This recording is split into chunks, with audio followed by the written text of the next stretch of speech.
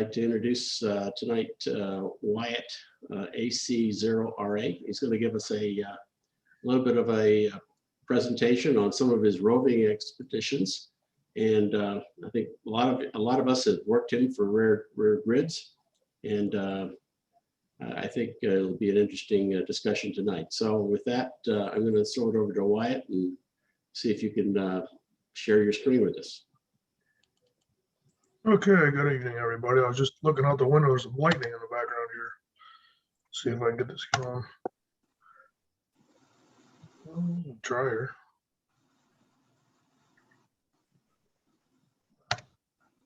There we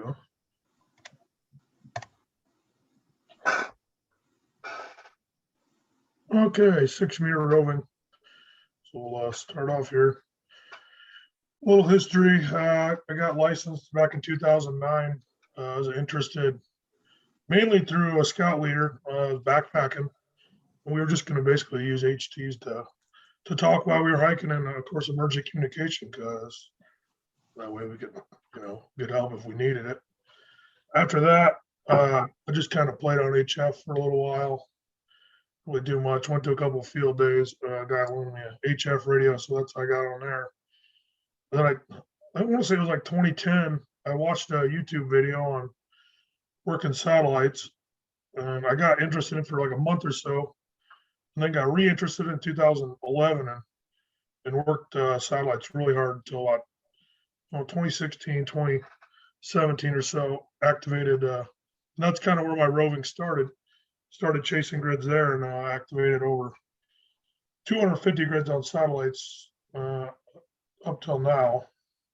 I don't remember the exact total, but somewhere around there. And from satellites is where I got interested in VHF, because I had a 2 meter Yagi, 432 Yagi. So I started playing, just seeing what I could do on 2 meters. And it was around 2013 when I made my first 6 meter QSOs. In fact, my first 6 meter QSO was using a 40 meter all center fed dipole, and I worked K5QE in the June VHF contest. I think it was 2012 maybe, but 2013 was the first time I set up in a Rover-ish type thing on VHF, just to see what I could work. And once I seen that I could work a couple, 300-400 miles on voice on 2 meters and 432, I was pretty much hooked from there. I built my first competitive Rover for the 2014 January VHF contest, where I placed second place in limited Rover. And from there, I did limited Rover for multiple years. I got the records in September, and I'm trying to think. Since the rule change, I've got the records in January, and in June, I got the second best overall in limited Rover. So I kind of got past that, got into high power from there, got into, and then recently we did a multi-op last summer for contesting, and took first place in June with the multi-op. And then 6 meter roving, I kind of started, first one I think was 2017 when I went with Dave KG5CCI on a satellite rove was the main goal. Well, we took my 6 meter antenna on my the mast of my truck, which there's some pictures here later on, and we only had 100 watts. So that's why I say the first serious rove I did was in 2018 when I got a kilowatt, and I went down to EL58, made about 250 Qs in 2 days. And then since then, I've activated over 100 grids on 6 meters. I think I've been back to all the ones I did originally with low power. So I think I've done that many with high power, probably. Really close to it. These a little fuzzy. I couldn't get the map to show, but the grid's activated on the left side. This grids I've activated on satellite. Like I said, there's over 250 there. So you see I've been kind of all over minus the East Coast. And then on the right side was all 6 meters. I think it's up to date. I'm not. I have to go check my log, but said over. I think it's like 120 grids I've done on 6 meters. I don't remember exactly. You see, I've kind of been everywhere. Reasons, since this is a 6 meter group, mostly going to talk about 6 meters. But reasons to get on 6 meters. Well, if you're on 6 meters yourself, you probably chase grids. Maybe not, but most people at least just kind of keep track of where they worked. I know not everybody chases countries or grids, but get out, get some fresh air. That's always nice. One reason I started roving a lot, and this even started when I was on satellites, is I lived at home with my parents at the time. I was like 18, I think, when I first got on satellites. Was still just out of high school. And where I lived just wasn't that good. So I would go out in the country to a hilltop, and that's kind of how I started roving too, because the home QTH wasn't very good. So get outside, and all of a sudden you got good horizon, good, no noise from all the random Chinese electronics and whatnot. Reasons, contesting. That kind of came along with it. And that's kind of another reason I built the Rover up, because I like the competitiveness of contesting. So I kind of build the Rover up for contesting, which pretty much makes it good for activating rear grids as well. It's fun. That's another reason. And anyone who's rove knows it's fun. It's challenging, but it's also fun. And yeah, I'm sure it's not for everybody, but it's worth trying. Intro, to get started, I mean, basically, you don't need a whole lot. You need a 100-watt radio, I would say. Some might argue with that, but if you want to do any digital, you really need 100 watts to get started on like meteor scatter, and to at least see that you can work something. Because if you only take less than that, it's just going to be hard to make any QSOs, unless the band's really open on E-skip, which is only about maybe 10% of the time when I'm out roving, and that's only in the summer. Some of you guys know I've done a lot of roving outside of summer. Just would never happen with 100 watts. But to get started, that's about it. Then you just need some sort of antenna, mast, maybe a base, somehow to put an antenna up. Ideally, 20 feet is really the minimum. But starting out, you can make QSOs with a quarter wave mag mount antenna or something like that even. And you will work some, but it's a lot tougher. You need a DC power for the road. Starting out, the easiest way is to just use the vehicle. I did that for years till I got bigger PAs, and then started using a generator. But and then you really need a lot of 6 meters is all digital now. Outside of contest, it's all digital because the advantage, the signal noise is just better. And so you really need a laptop for that, paired with the radio. And I think just about everybody does that anymore. And if you haven't, then it's not difficult to set that up. A lot of the newer radios, it's just a USB cable, so the interface is mindless. How to? The one thing you got to do is you got to test everything before you leave. I mean, so you might want to test it maybe a little ways from home, just so you can get away from the power lines and whatever else. The neighbors might think you're crazy setting this stuff up in your front yard. Trust me, I know. Set it up before you hit the road. Make sure you got all the required hardware. If you need bolts for an antenna or whatever, it really is not fun to get all the way, even 10 miles from home, to realize, oh, I forgot something really simple.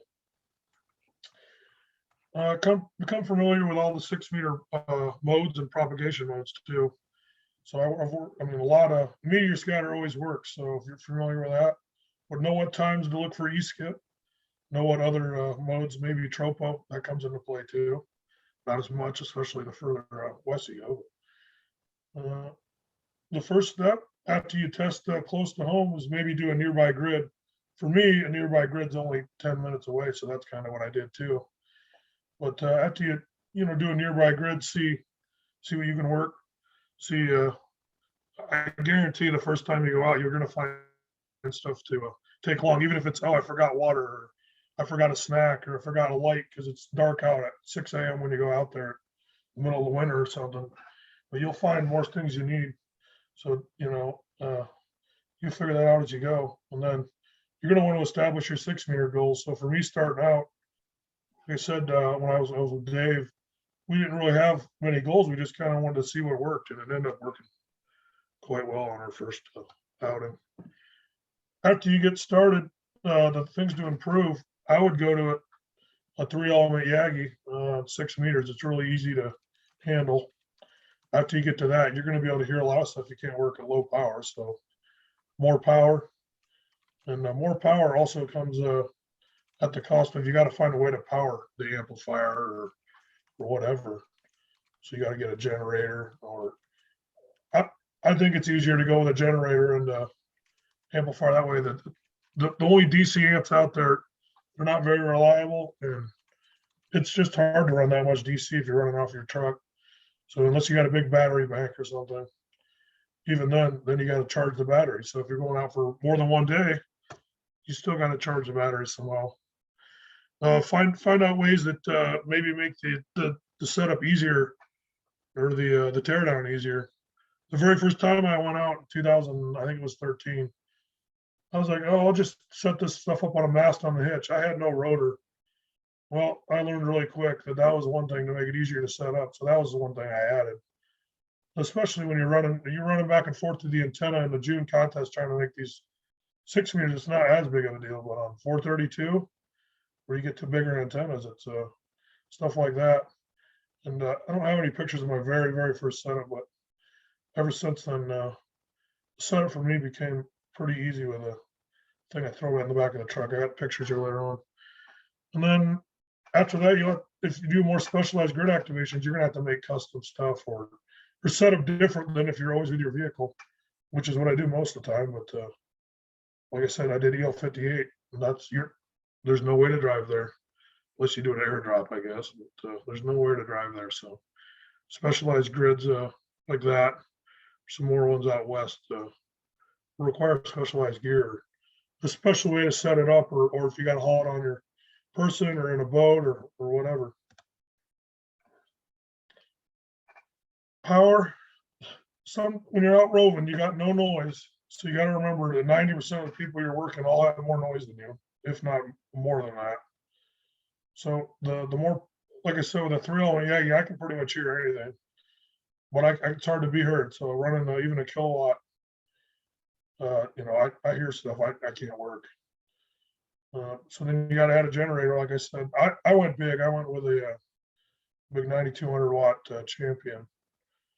But I mean, that way I can run multiple bands on that baby. I want no trouble at all. Go to a bigger antenna. The bigger is better, but each 3 dB you go up an antenna, it gets a little bit trickier to set up. And I like keeping the setup time down because I get tired of doing all that. But the dipole is to a Moxon, as a Moxon is to a 3-element, as a 3-element is to a 5, as a 5 is to a 7, all the way on up. I've used as big as a single 9-element for EME. We set it up portable. You could do it. I don't know. I've never set that up portable, but basically every little bit makes a substantial difference when you're working these the weak modes. Yeah.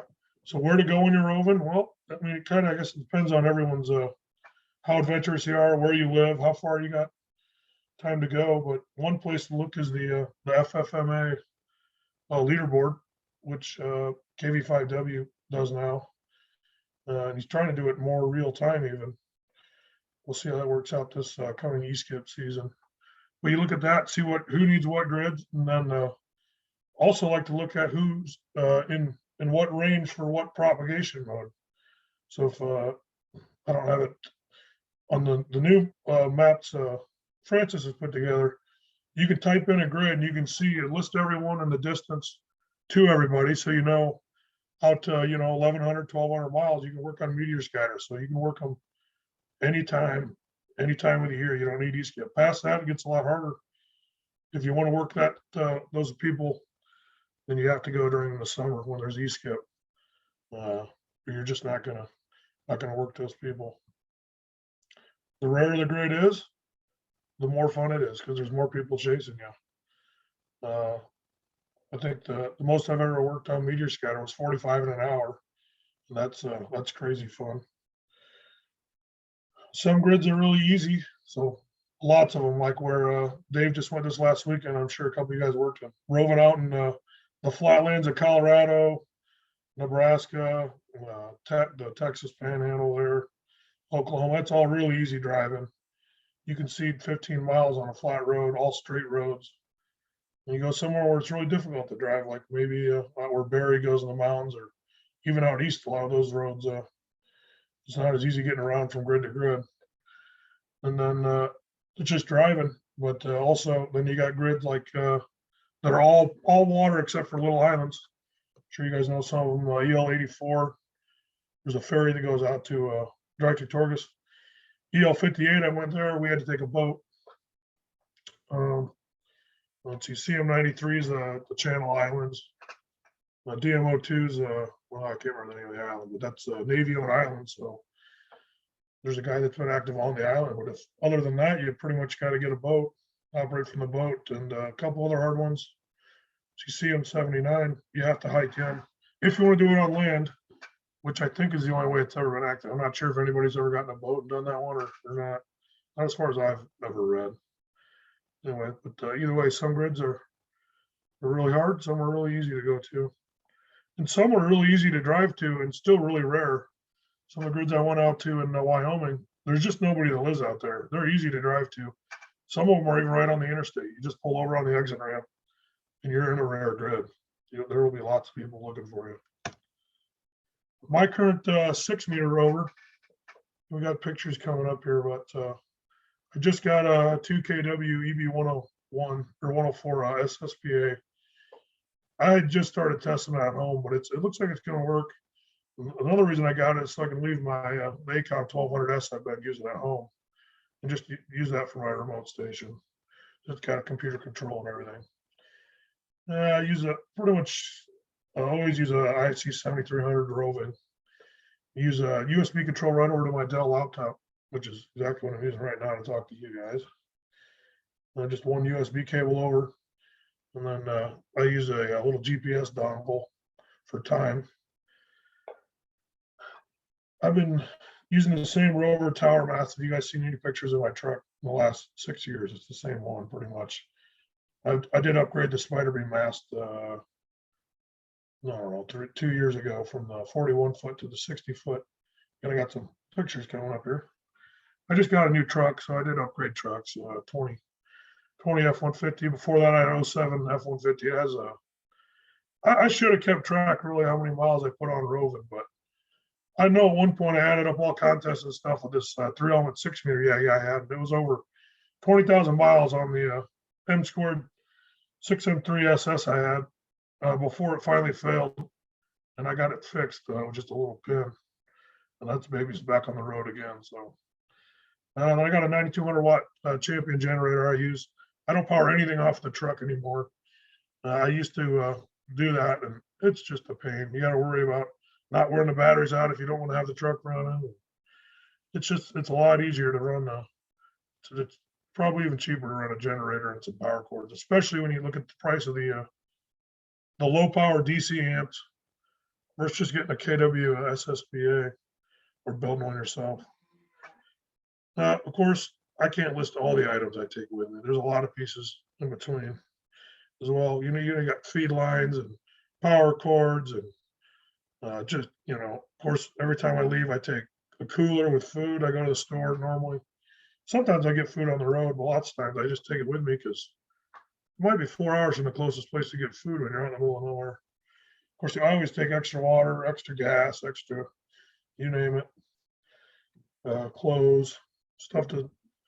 I know I joked earlier, I don't sleep that much. And that's true. I really don't sleep that much sometimes. I'm not roving. Take a nap in the truck. But I always got to take survival gear. If you're going out in the middle of I went out in November. It's pretty cold sometimes and you're up in North Dakota or whatnot. The one rove I went on Dave with, I think it was, I don't know, -5 out and 20-mile-an-hour winds. Another time I was satellite roving up in North Dakota, and it was -25, I think, and I was out there, waving my little antenna around. Then for antennas, I use a 6M3 now with a modified. I'll put a hairpin match on it from the 6M5 because the T matches on those, they work, but they don't work after you drive 70 miles an hour. They rattle. The connections inside those boxes just don't last when the stuff rattles that long. I owned a 6M3 with the T-match on it, all for one row before it failed. When I was running low power, though, I did have a 6M3 SS, which I still have. That was the one that survived like 20,000 miles. I had 6M5 and oh no, I was 6M7. I only set that up once for contesting, but I'm sure that'll change. So we got, so here's a picture of Dave's setup, which is what I'd call a beginner setup. You got a Moxon, homebrew Moxon he made. And then I think he set the radios up. I think that's probably, 15 feet. So nothing crazy. Looks like a painter's full. I think this is what he had for a radio. Just thrown in the back seat, 857, Signal Link, wherever he had his thing, and a couple worker batteries for power. And I think he made a couple contacts the first couple times he went out. He can comment later if he feels the need. But so you work some. Well, you see, he quickly upgraded to a 3-element Yagi, and it's probably 7-8 feet taller. So he's at 25 feet. Things really start to work good there. And you can see in the foreground of the picture there, he also started by roving activating grids on satellites with the antenna. And that's his 2-meter 432 radio there on his little table. From there, here's my 3-element setup. And this was the first row we did. We were doing satellite stuff. I don't remember where this was, but sure it was out in the middle of South Dakota, I think. But it's a 6M3 SS with a spider beam mast with a 41-foot. I think I took the top 2 sections out maybe. And then a homebrew, it's 2-inch aluminum angle, and then plates on bottom and top, and it's bolted to the bed. And I got a close-up of that later on in my new truck. It's the same, it's bolted in the same exact way though. I just got some new angle that bolts to the bed on the new one. You can see the nut pushes up. You can see on the left there, pushes up. There's Dave. And so going down the road, if we have it turned like it is on the right, it's actually narrower than the truck, so it doesn't matter. But we were rotating it in motion. It gets to about 12 foot wide though when you rotate it, so you got to make sure you're not going by anybody or driving too close. But nobody ever, pulled me over or anything for having antennas. And when I set up for a VHF contest in June with 8 bands, it looks a lot more hideous than that. And I've never had any trouble.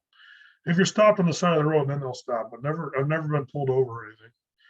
You can see it pushes up in the back. That's probably 25, 30 feet. In a matter of, it's 6 or 7 heavy duty hose clamp type deals. I use an Allen wrench for it. It takes me all of about a minute to put that up to that height. Here's another starter setup. And I'm just showing it, you can literally do anything. It's a piece of PVC sticking on the door there. This is I can't remember his call, but out of the Twin Cities is a guy. And that's what he used on 6 meters to make something out of, nothing basically. A couple pieces of PVC and some wire, and you got a box it, so you can make use of those. Here's my first trip to EL58. I got a lot of pictures, but this was all the gear we had sitting there. We just basically, the guy pulled up, we took a fishing boat down there. He went fishing for the day, and then came down after his fishing. Commercial fishing guide, after he did that, he brought us down, dropped us off at I think it was 2 in the afternoon. And we set, I think we weighed it 600 pounds of gear or something. Of course, you got to take all your own water, all your own gas, everything, I ended up having too much gas. And water, we took, we were there for just about 2 days, and we went through 12 gallons of water. And that was drinking only, because it's about 100 degrees there, and you're in the direct sunlight the entire time you're there. But that's the picture. If you look in the back of the picture, there's a lighthouse that you might have heard of in EL58. Way in there, there's a little thing sticking up about 2/3 through on that bottom bank there on the right.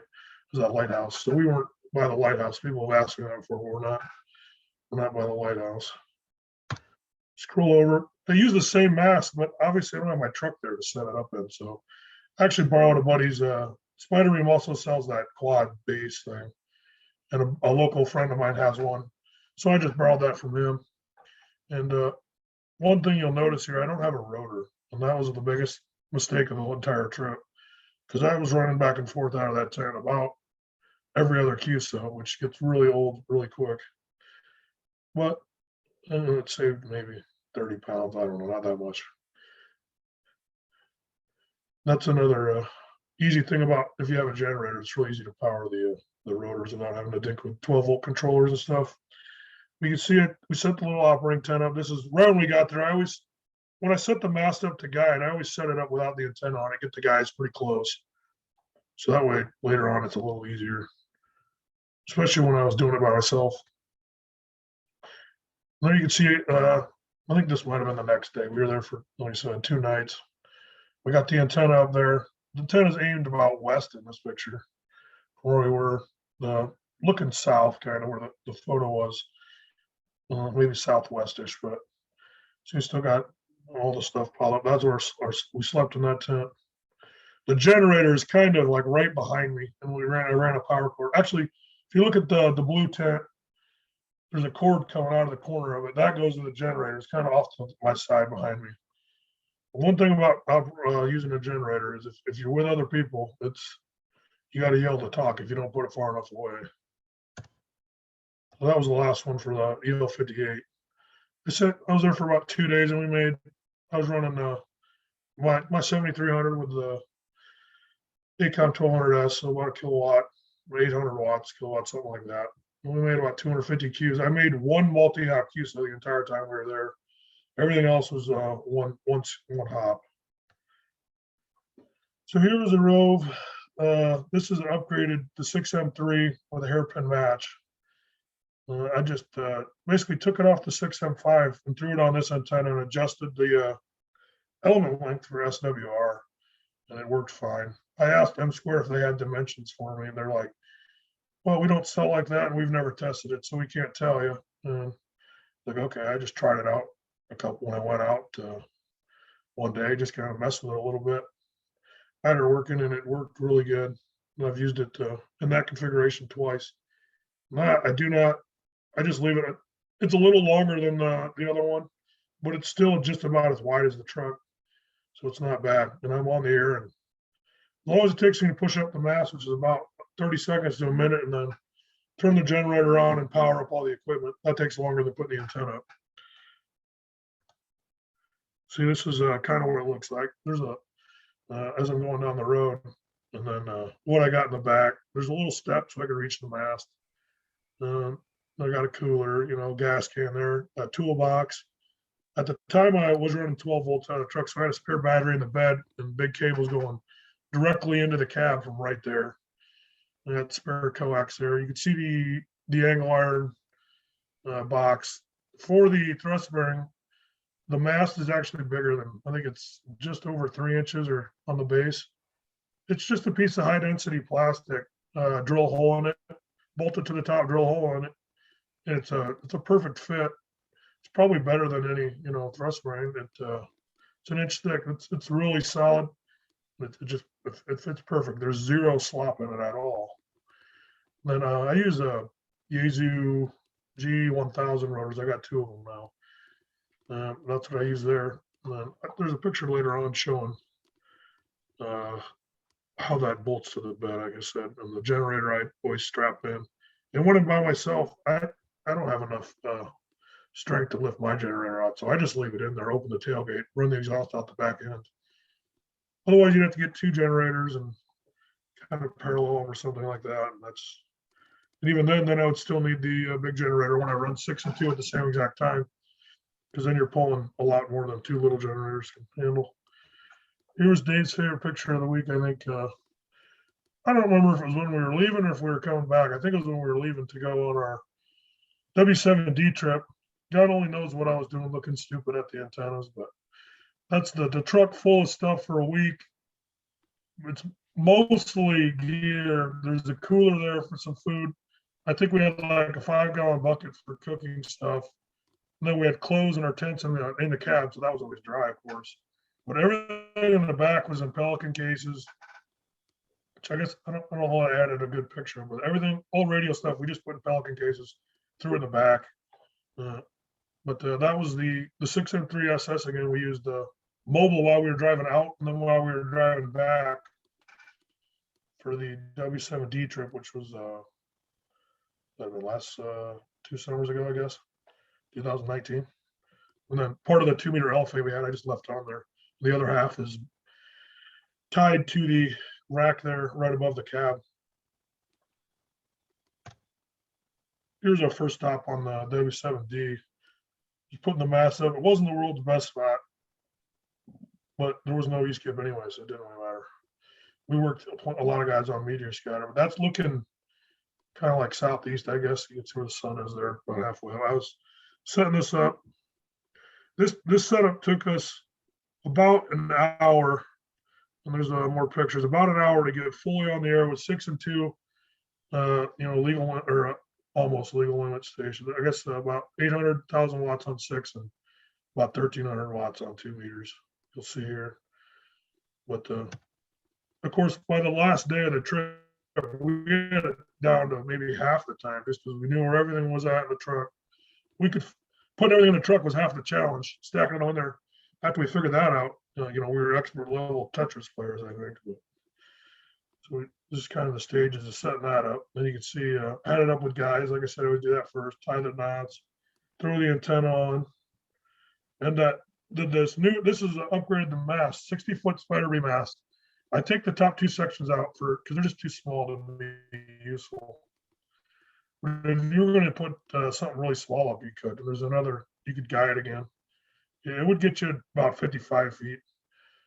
60 foot is if you lay out all the tubes end to end. There's no way you could ever get 60 foot. But this was about 45, 46 feet, putting the antenna up.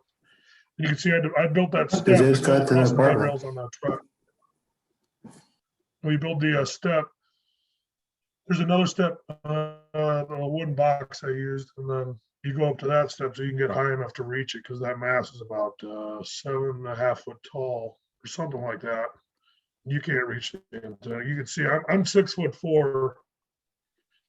I'm a big guy, and I can just reach the top of it with my steps. So it gives you an idea how tall it sticks out. Here's our radio setup there. You had from left to right, you got two meter station. I got a linear amp from DX Shop in the UK. They'll do 1,400 or 1,300 watts. We run at about a kilowatt to 1,100, give or take. ICOM 9700, ICOM, and then pair of laptops. We use the same. Dave and I both have. I think he has one, and I have two with the same exact laptops. And they all work with all the same radios, so we always have backups of everything. Because again, this trip, the goal was 6 meters, but we had 2 meters long for something to do. And so what if and then we had backups of the computers, and of course we both had the same radio, so we had backups of the radios too. You could see the piles of Pelican cases. The big green and yellow one are for the amps, and then you got the other ones are for radios, and then I think I had one for just all the random cables, boxes, power supplies, that type of thing, rotor controllers. So we had two rotors, one on each. This is the same. This is a different stop. This is at Delta Nancy 10 and 11. That's looking east. It's hard to tell, but I'd say the horizon was probably 40 or 50 miles of that far mountain range, if I remember right. Either way, the takeoff, the bottom of that water, as you can see, was like 200 or 300 feet below us, and probably 2 or 3 miles. So the takeoff was just absolutely killer at this spot. And this was a June contest. We were set up there on that Sunday. And I actually worked every edge of the corner of the country on sideband. We were really successful at this stop. You can see the 2 meter antenna set up there.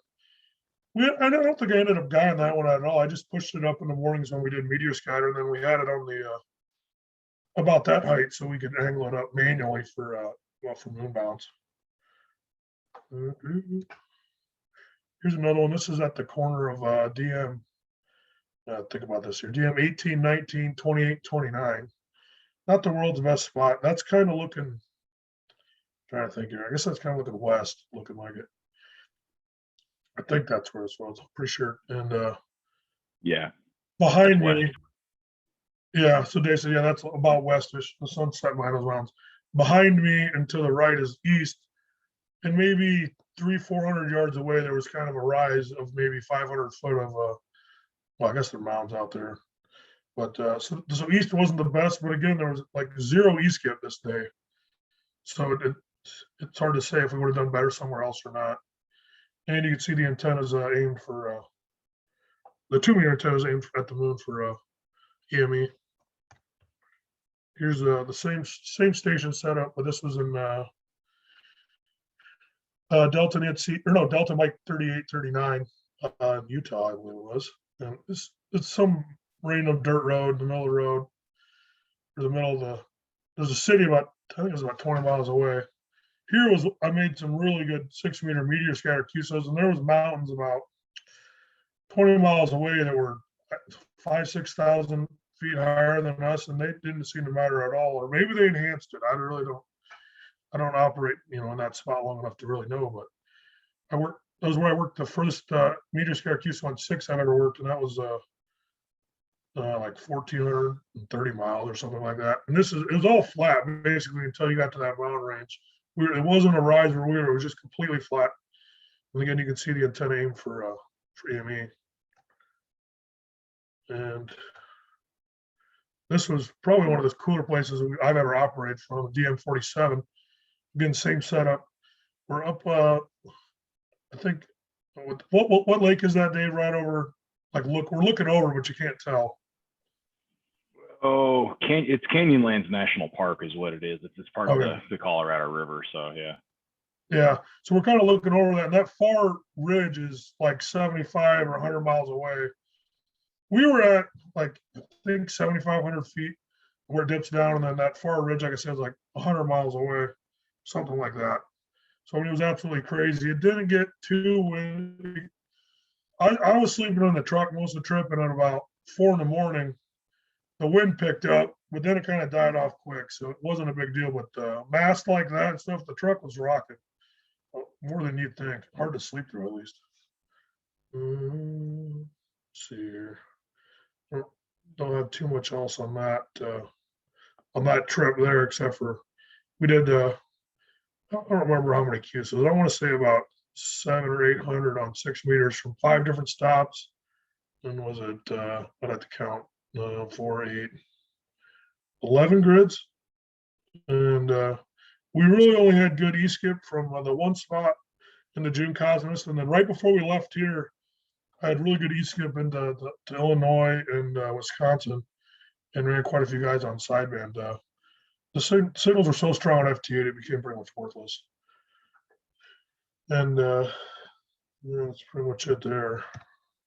This is the setup for the contest was actually before that trip, but it was still my old small mast. We couldn't get the 6M5 as high, but it really sings good for single hop E-skip at 25 feet. You see we got a 2M7 for 2 meters. This is for CQ Worldwide. The first year I broke the Rover record in 2018, I guess it was. Dave came up from Arkansas to join me. At this time, I didn't really have it quite figured out as to not interact between the two bands, but in the Rover, I got it figured out with some band pass filters now, and I can run a kilowatt on each band, and you can't hear it on the other band. So that's kind of cool. And you see we had the backup 3 element, and then we also used it for in motion. But this was the first year FT8 was out. Just before that, and it didn't work for anything with the Rover. For contests, you got to have a stroke R to be legal, and it didn't work anything for it. I tried for a while. Dave tried. I think we only made like 28 or 25 or something FT8 QSOs. It was just it was so painfully impossible to make QSOs. We gave up on it. So we didn't end up using FT8 that much. Only but so the idea was we were going to use those in motion for digital, but it just didn't work out because the software just couldn't handle what we wanted to do. But with that setup right there, and actually, I think it was even at that stop or just before that, in a contest, I don't know if you guys contest and all you know, but I ran 200 an hour with just that 6 element. Yeah, I get 25 feet to the East Coast using my call sign stroke R, which is confusing as it is. So that was, if you're into contesting, 6-meter contests, you can really get some good rates going, especially if you get to a high population center. So the Midwest is one. I work the East Coast for good rate, or Florida, anywhere on the East Coast. Continue on. This is the same contest. Me in the driver's seat. Who knows what I was doing? Probably operate 6 meters, but the center console, I got another picture of here. But that's kind of how I operate. Anytime I set up in the truck, it's just like that. I have a radio in the middle, and if nobody's riding with me, I'll put them on the passenger seat. Otherwise, in my old truck, I had that little console there. I left that in there probably the last 5 years I owned it. I never even put the seat back in because I roved enough to where it was too much of a hassle to take it in and out. You can see here's these pictures are side by side. It looks a little goofy, but on the left there, you got the 7300 for 6 meters, the 910 for 2 meters. That was before the 9700 came out. I picked up one of those pretty much right away. And then we got the 2 rotors. You got the back antennas, the bigger antennas, and then the ones right behind the cab, the shorter ones. And you can see I got an inverter there, which I used to use hooked to for my rotor and my laptop. That's about the only I ever used it for when I was getting powered off the truck. Then you can see the cabling is just always a nightmare. Then in the back, at the time, I had the 6 pallet Lark or 6 transistor Lark in there on the bottom for 2 meters. It was just kind of, I never really got it set up very clean, and the thing weighs about 60 pounds or something, and that's why I ended up upgrading. But at the time, I didn't have the other amp. Then I got the ACOM 1200S there on top. And that's like a rack behind the seat. You can see here. Well, this was just a picture to show the rack because I couldn't really find any other good ones while I was looking. This was set up for but the 222. So that's the Harris 222 PA power supply on the bottom, and then I got the I don't know, a Pelican case for the radio. I think I had there, and then the radio. I guess here I got the seat back in, so you never know. I changed things around a bit. Seemed like the front seat was getting a little wore out, the old truck, but just all sorts of extra gear there. That's the two. This is about the not cleanest setup ever. I think this is when I went. Yeah, it had to have been because I see Dave's pretzels in his camera mount there. So this is when I went down to Oklahoma and what other state to Arkansas, I believe it was, and we did 222 down there. And so I just set up all that stuff. I didn't as when we got there. So like the radio and the transverter and all that stuff wasn't actually sitting there while we were driving. I threw it all in there and laid it out all messily like as soon as we got there. Just because it was, I don't know, I felt like it at the time, I guess. And again, the laptop there. But you could see the rack. I had a different rack at one point, but that one had 3 shells on it. I could put pretty much anything on there. Here was a Rove, a little more basic Rove we did last summer after the June contest. And this was 3 of us, Dave, and then also NJ4Y, Matt, down from Florida. We all did the June contest, and afterwards we went down to Ecomike 43, and just so we could all ride, we took Dave's Ford Edge, I believe it is, with that trailer. We strapped my truck mount mast right to his trailer, took the 6M5, and that worked just fine. And this is Dave's favorite spot because we didn't have to run the generator. We stole power from the campground there. Well, we paid for it. We didn't steal it, but we didn't have to run the generator. But we got it on the trailer in case we needed it. Here's a picture from when I put the 6M5 up. I can't remember if I have another one showing it, but it rests on the side of the truck, fully assembled. This was the Rove I did last April, all the way through Nebraska, South Dakota, Wyoming, Montana, and North Dakota. And I think I might have done 1 or 2 in Minnesota. But again, that's with the newer, bigger mast and that 6M5, I can get it 30, 35 feet, depending on how windy it is and how, if I'm at a really good spot, the extra couple feet doesn't really matter after you get to 25 feet or so, I found. But I mean, that's the 6M5 is like a 18-foot long antenna, so it's, not guided at 35 feet with a little mast. It's pretty good. There it is. That's how I drive with it. I got 2 mast plates on there. The one I use while driving, is the standard M squared one with the U-bolt. So I could tighten that baby down. Then right by the match there, the hairpin match and the ballon, I got a post coming up from the box rail there. And I just secure the antenna there. That way it doesn't flop around up or down. And it rides right there. And then I angle it out just ever so slightly so the wheels don't ever touch the elements. So with that right there, I just drive with it like that. And, the rear is maybe like 3 foot behind the truck, and then the front is about even with the front tires, that front element. So I loosen those 2 U-bolts, throw it up, and then to put it on the mast is just a quick mast to boom plate from Directive Systems. They sell them. So that, I mean, after you get up there, I just throw it up there and then push the antenna up. It takes about a minute, 2 minutes maybe tops. And there's another picture of the same trip. I don't remember. I think this might have been the N75 maybe, somewhere in that area. So again, this is a rare grid, and it's right off the interstate. I just pulled on the on-ramp. And it looks like I'm overlooking the truck. That's kind of because I am. There's like a berm behind me, but I'm facing, maybe that's facing, I can't remember which way I'm facing. I think that's sunset. There's a little berm behind me, but again, it didn't seem to matter because I was up 20 high. But like I said, right off the interstate, I'm in a rear grid, right on the on-ramp. Now here is a picture of the latest rove I did back in November. I took the 3 element again because, well, it's cold and I don't know. I just didn't feel like thinking with the 6M5. And I knew I was going to be on some roads up there where trees are an issue too, which they kind of are. And then, I don't know, I just decided that because it was quicker. You can see I got the 3 element up at 30 feet or whatever. That was in Echo November, I think 28. That was like a snowmobile trail. The road's just parallel to it, but I wanted to get off the road, obviously, and nobody's riding the snowmobiles right then. So I just kind of pulled on that trail. And there's like a cell tower up around the way. That's kind of the entrance to that too. But nobody bothered me.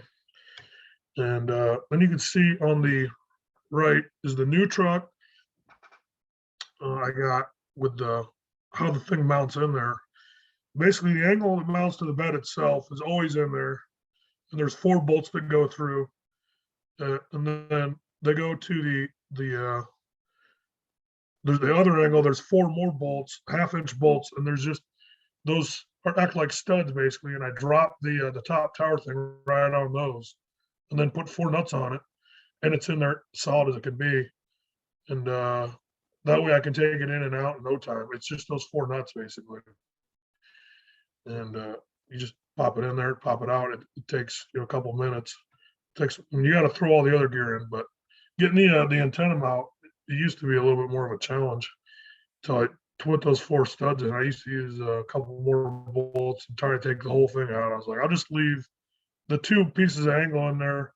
It's only ever been a problem for me a couple times hauling.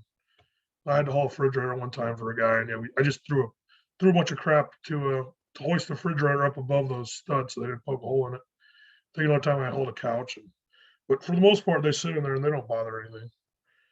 And then like I said, I got the rotor there. Here's the future of the Rover. Maybe Dave purchased. I hauled a tower trailer.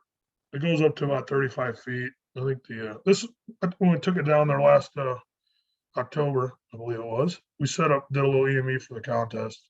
We were really just dinking around, seeing what we could do on the trailer. Well, you can see it's another doofy picture Dave took of me just looking and daydreaming on the right there. So, but the plan might be to use this for the 6M7 in the future. I don't know, who knows what else for roving. To go a little bit bigger yet, because every time you go bigger, it gets a little more complex. And you can see this gets a little more complex. There's another picture of it, not telescoped up. Like I said, we were playing on EME. We had two 9 wavelength 432 Yagis, and then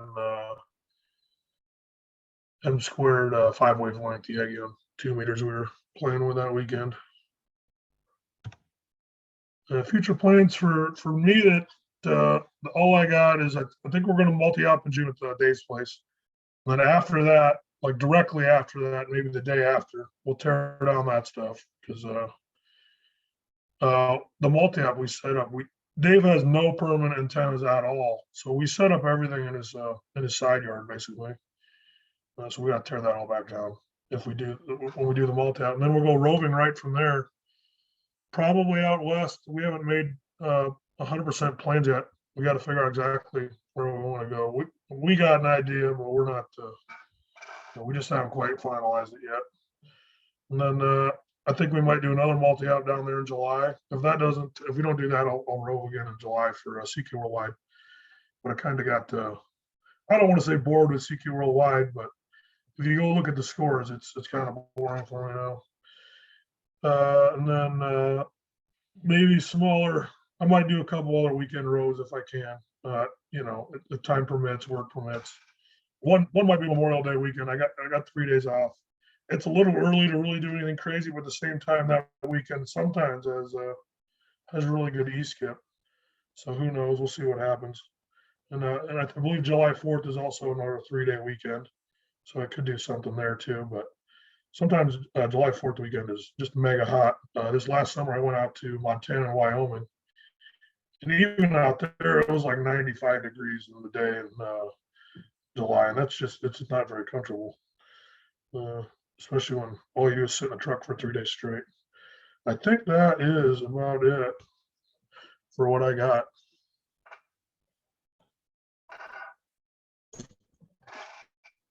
Anybody has any questions, or I don't know, whatever Paul wants to do here.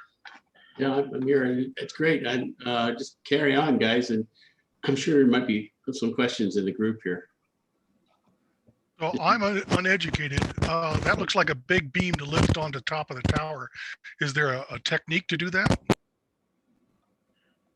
You're talking from here to up. So what I do is I loosen the clamp on there's a vertical or a horizontal mast that comes off, it bolts to. I loosen that while I'm on the ground, okay? I lower the tailgate down. I jump up on that wooden step, and then from that step, I just grab it. The antenna only weighs maybe 10 pounds. It's not heavy. Now, if you're out, like on this spot, I actually didn't operate from here. This is like a pull-off. I had to get out of the truck and stretch a little bit. But this spot would have been good. But it could be really windy. That's the only time it's really a little bit of a struggle. But even then, you can't put it up very high when it's windy either. But it's big, but it's really not that bad. It's only like 8-10 pounds. It's I don't know. It's not bad. But then again, going up on that step and climbing around is not the world's safest thing in the world either. But risk it for the biscuit, I like to say. Do you leave the coax? I didn't realize it was so light. And then what about tying down guy wires? What do you do? Just a stake in the ground? For the one trip we did, but most of the time I just do like this. I don't guide. It's pretty sturdy. The sections are all overlapped about twice. So when I push it up, you got the inner mast, and then by the time the joint hits, you're at the next outer mast. So I mean, it's pretty strong. They said it's 60 foot of mast. Well, so they say. I take the top 2 sections out. So now we're down to about maybe 48 feet. And then I still only set it up to about 25, 30, maybe 35 feet tops without guying it. And it's pretty sturdy. And then at the very bottom, I always leave the 2 sections in there for like where it goes from the rotor, and then that plastic thrust ring, for lack of a better word there. But just so there's more, because that's going to be the weakest point, right where that joint is to the mast. So I always leave like 2 or 3 there, depending on how windy it is. But yeah, this same trip, and it wasn't at this spot, but I was up in North Dakota, and it was a little breezy, but out of nowhere, the wind picked up like mad, and it was so bad that I touched my laptop to hit a key or something. I got shocked because the wind static picked up so bad. So I quickly shut everything off, but I actually had trouble bringing the thing down, because if you ever put up a telescoping mast, as soon as they're not straight, they bind up really easy. I had trouble. Why do you leave the coax connected all the time? Yes, I leave the coax connected all the time. I just throw it. I just kind of coil it and throw it in the back. I don't even tie it down. It never goes anywhere.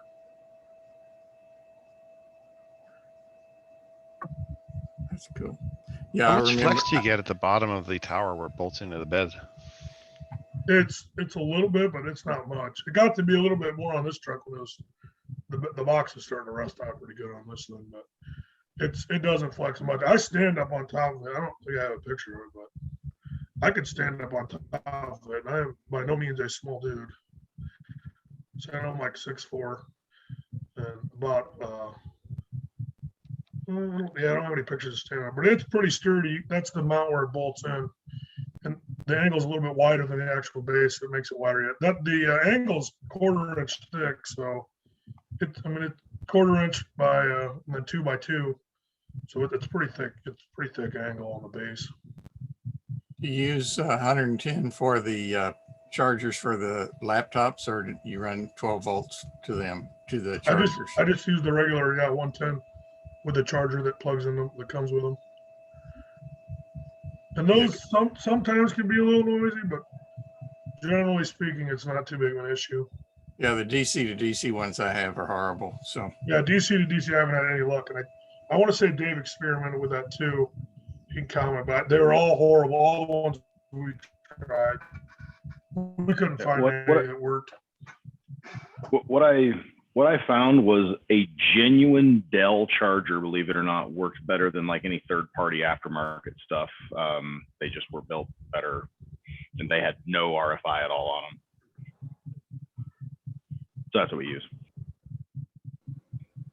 Yeah, many chargers I've found, you read the fine print on the back, and if it says various things that look good, like they're Underwriters Labs, that has nothing to do with noise. But if you look for, I think it's like an F and a C inside, that is supposedly meeting FCC specs. Generally, they're the best, but sometimes they're fake. why, as far as logging and that kind of stuff, I know that on one of your big roads, you kept track of where you were and had programs to generate the logbook of the world entries. And do you try to log everything real time, or you just go back and look at WSJT's automatically generated files? So what I do first, I don't turn the auto logging on, but I do have it pop up the thing and I check it and I log everything through WSJT. Now, a lot of what I've done is all digital, so you can do that. You don't even have to use anything for sideman order because it just doesn't happen. Like this Rover here that the picture of was in November, so everything was digital.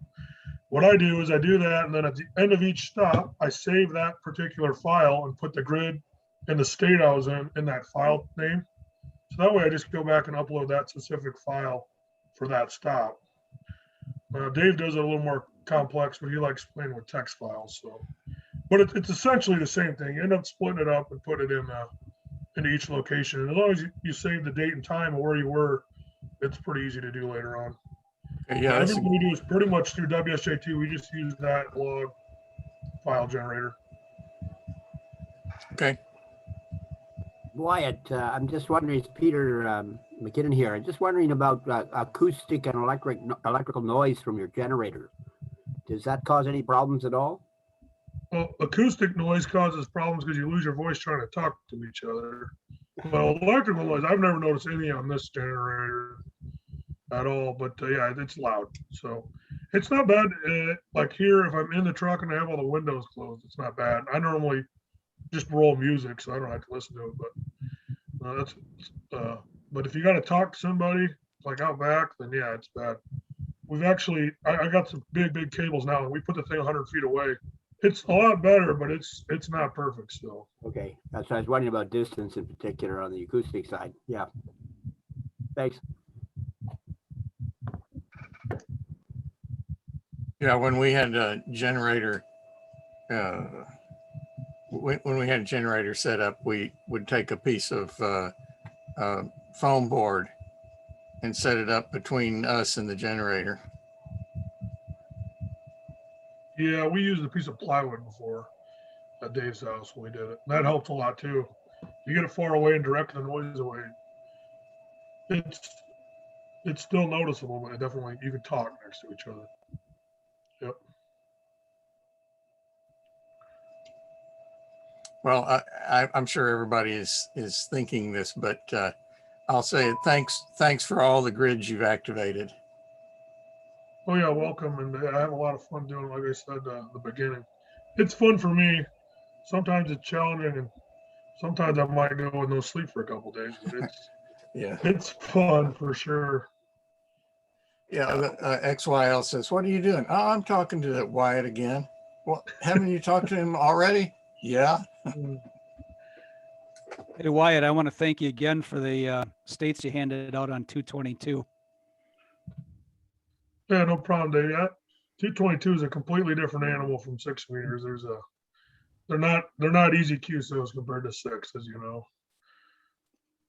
But those of us who do chase grids and states on 222 really appreciate your efforts and all the Rover's efforts. Yeah. Wyatt, during the summer, while I was roving around, I had a rotator, but it was a DC, and I used a laptop power supply and a center off switch for the rotator. Okay, yeah. I think my rotors are DC, but the controllers are AC that I got. I might end up getting some DC controllers. I tried this one once, but the DC controller was just so noisy, I ended up selling it. Luckily, I bought it for the same price I sold it, so I wasn't out much other than testing it. But yeah, I think the rotor itself I got is DC, I believe. Well, with the Recommended. 19.5 volts, it was a little slow, but it worked. That's all I had. Wyatt, what would be the Recommended top 3 particular- tips you would give to guys chasing you? Get some better ears and then maybe get some better ears. That's about the only thing I got, I guess. I don't know. Maybe Dave might have something else. The biggest struggle is I hear everything and I can get stuck on working one guy for 10 minutes while I hear 15 others calling and everybody's just bagging me. "Oh, I hear you in my way." It's like, I hear you, but I just can't, I got trying to finish what I'm doing, you know. That's the biggest thing is just be patient. If you're calling me, I'll hear you. It's just a matter of I'm trying to work somebody else, you know. And that's everybody likes to go, I'm over here, but I'm trying my best and to work everybody. Just I can only put one signal on at a time. Yeah, when I work here from Denver and I'm downtown Denver, you know, I hear a lot of guys say, "He's calling you, Paul. He's calling you." You know what? Oh, hey, I'm trying to listen, you know. But Yep. I got these 265 kilovolt lines about a mile away, and they're not helping me any. And I get it because I have at the old place I lived, I had S5 noise at a minimum. Lots of times it was more like S9 all the time on 6 meters. But yeah, so I mean, I get it not being able to hear, but sometimes. Hey, Wyatt, here's a tough one for you. Route planning. What's your favorite kind of maps or tools or software to figure out routes and places in advance? Well, okay, so for first off, I figure out what grids I want to go to. Then I see what's possible. It's how do you get through them. A lot like on this trip, there's only one road through the grid, so it's not too hard to figure out which way you got to go. But then I used to use, and now my new phone, the Android, or the guy stopped updating his app, so it doesn't work anymore. I used to use a QTH grid locator or something on Android, but it's been defunct for a while. And it basically just Google Maps with the grids over top of it. I use that forever. And then, but now I don't have it, so I don't know. I kind of been using Soda Beam's grid mapper. It's the same thing, but it doesn't work quite as good on the phone as the app. But I'm pretty kind of look as I go. I don't plan too much. I just kind of figure out where I want to go and then look for, you know, an on ramp or just kind of look as I go. It depends. Like say out in like Nebraska or whatever, everything's flat. So you just pull up to wherever you want to go. If you want to do a grid line, we'll look for the closest gravel road that's not next to a farmhouse. You might have to go one more block or something, but Okay. another thing I do is I just consult Dave because he loves planning and he has a different idea there, or he does it a little bit more than me. I just kind of go with the wind. That's kind of my style. All right. totally different approach here because when I go places, I have to find a hilltop. I have to get up high and to get out. Otherwise, I'm stuck in a valley. Yeah, and I could see that being out west, but out here, everything's the same elevation. So as long as you're not in a river, you're pretty much as good as you can get. So I went to Nebraska, Echo November 02, way up in the northern edge. And with my usual mindset, it's like, okay, let's go find a place. We're going to scout all day the day before. And then I get there and I drive around all day and it's all level. And if I wanted a hilltop, that was like 12 feet higher than the rest of the level. Yeah, and it's probably an overpass. It was a cemetery. There is a website called, I think it's called Hey What's That? It's a really old website, been around forever, but you can actually plug in a lat and a long and it will give you a NFCC height above average terrain map surrounding you. And I used that extensively before we went out west here 2 years ago, that every spot I had kind of out on a map, on a grid line or whatever, it was able to give me a horizon map. And that turned out to be very useful. It led us to that one spot there on the DN 10-11 line that we had that amazing takeoff view to the east. And then it also told me where some bad spots were that I ignored it. And yeah, we got stuck in bad spots. So it was a pretty good one. Can you recommend a particular push-up mast, and who do you get it from? Mine is the Spider Beam 60 foot. I haven't really tried many others. I think I had the 41 foot too, and I wanted a little bit more. That you can see I don't exactly go halfway, so that's called a curse. But so I want a little bit more. I went to 60 foot, and that's the best I've found for the price.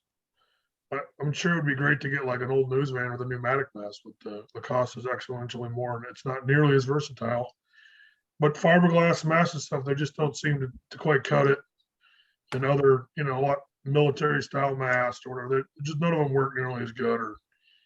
So that's what I use. That's what I recommend. There might be something else that's just as good for the cost that I had. I don't know about. I don't know.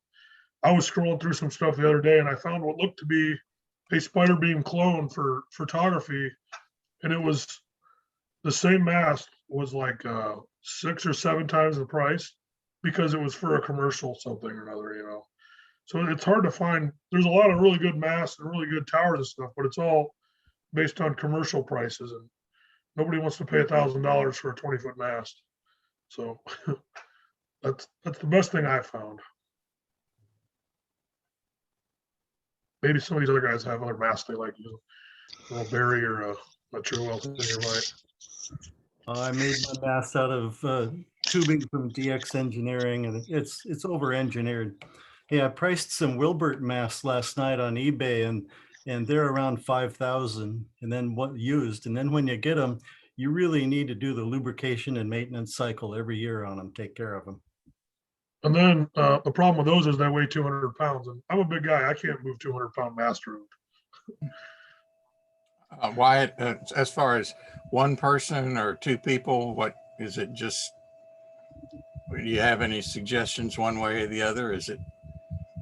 I mean, honestly, it's more fun to go with 2 people and stuff. I've gone on the solo roves just because it was like a last minute. I got time off work. I mean, I'll be honest, the 2 rows I did last year, I had time off because of the virus. So that was why I went out roving.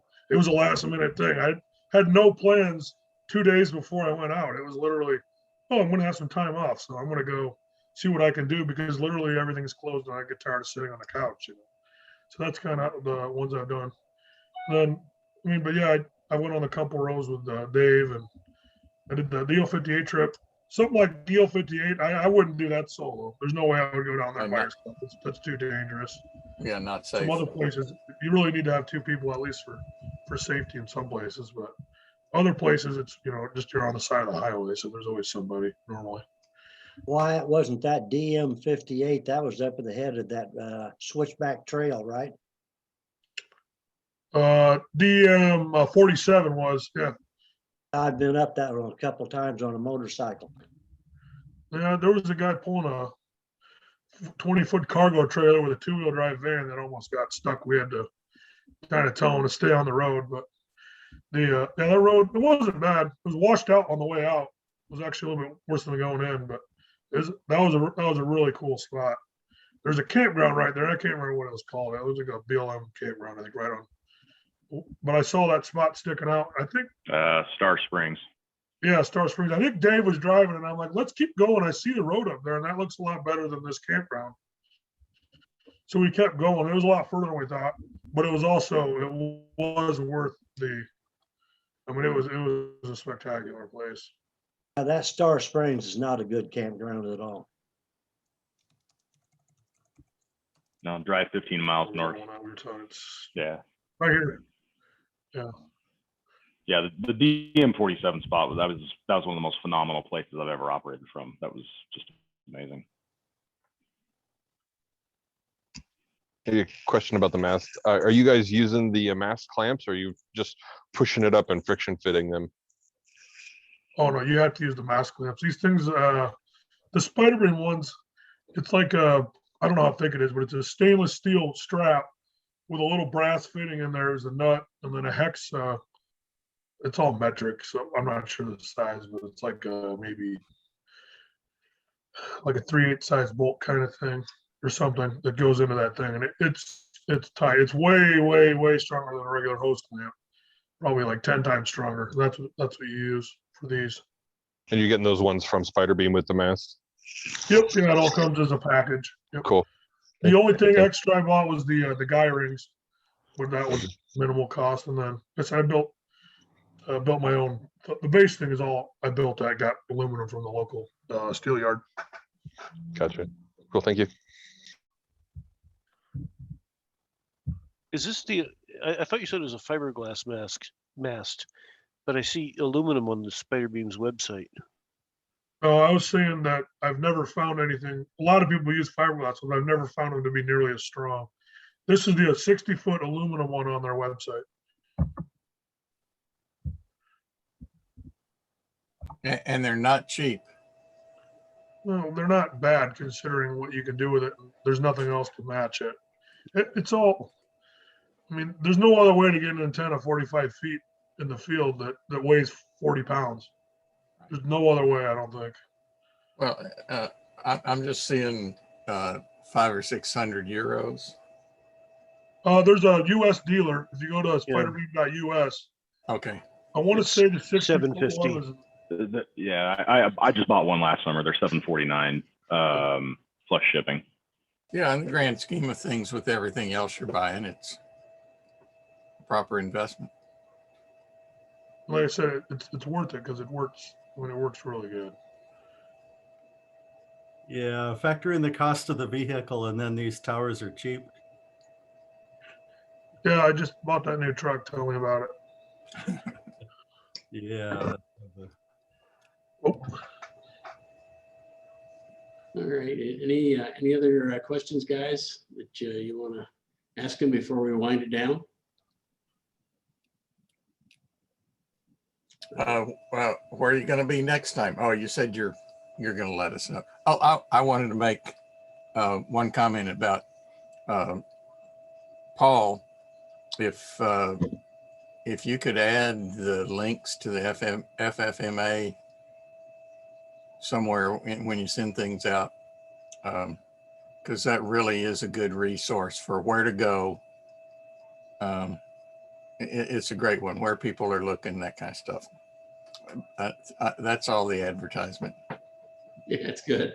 That's good. Well, I'll definitely try that. And also, if Wyatt passes on his plans, I'll see if I can get a hold of them and just put them on our group IO so that y'all can see it. You don't have to look around too far. Well, Wyatt, we've been having a great time here. I think this is great fun, and I hope it's fun for you and Dave, because you guys have done a lot of pleasure for us guys trying to work grids, especially the guys who are deep in a hole like I am with the noise around me. And I appreciate your patience working me every time. I think the best time, before I sign off here, the best time I had was working you mobile. I think you're on I-76 or something, like maybe 70 or 80 miles northeast of Denver. And we're trying. I was trying to work you on, I forget, on sideband or FT8 or something, but I ended up working on MSK 144 from the mobile, so that was pretty good. And just after that, your antenna failed, so it worked out. Yeah, I remember that because the antenna didn't fail. The coax actually came loose on the connector. So the next stop, I just went up there, tightened the coax back up, and we were good to go. That was just probably should have taped the connector on there because it's just the PL259 on that coax there. Okay, I'm glad I didn't break your setup. Okay, guys. Well, thanks a lot for joining us. I'll post the link for the recording of this for the guys who want to hear it again and see some of the great pictures that they brought us tonight. And we'll let you know when the next one comes along. And we'll probably see if we can get KA6U with his monster truck there and see what his roving system's going to look like. Thanks for reminding me, Paul. My pleasure. I'll give him a phone call tomorrow and give him a heads up just to expect something from you, right?